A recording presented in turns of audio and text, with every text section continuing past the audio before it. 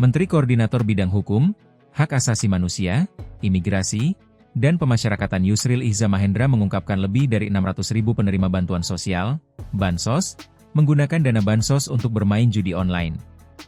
Ini diungkap Yusril saat memaparkan materi dalam acara diseminasi bertajuk Penguatan Komite TPPU dalam Mencegah dan Memberantas Tindak Pidana Pencucian Uang, TPPU, terkait perjudian online di Gedung Pusat Pelaporan dan Analisis Transaksi Keuangan, PPATK, Gambir, Jakarta Pusat, Selasa, 4 November 2025.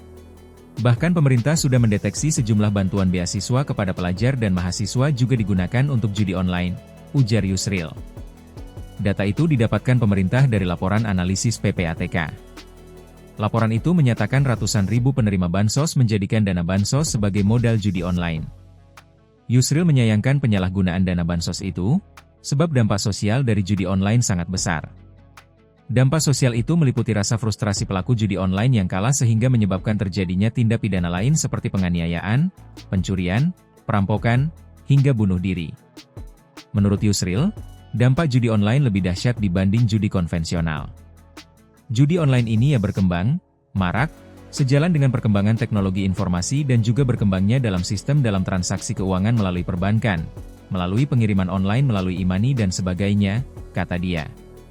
Mengingat besarnya dampak kerugian judi online itu, lanjut Yusril, pemerintah akan menerapkan pendekatan tindak pidana pencucian uang, TPPU, untuk memberantas judi online.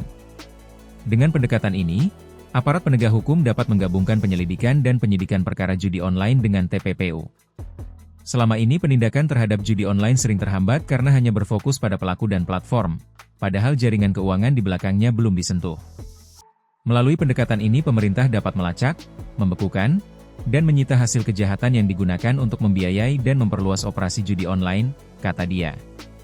Dalam upaya pemberantasan judi online dengan pendekatan TPPU ini, lanjut Yusril, PPATK memiliki peran signifikan dalam memeriksa serta menghentikan sementara transaksi keuangan mencurigakan yang diduga terkait dengan peredaran judi online. Selain itu, Yusril juga ingin memperkuat kerja sama antar negara untuk mencegah dan memberantas judi online.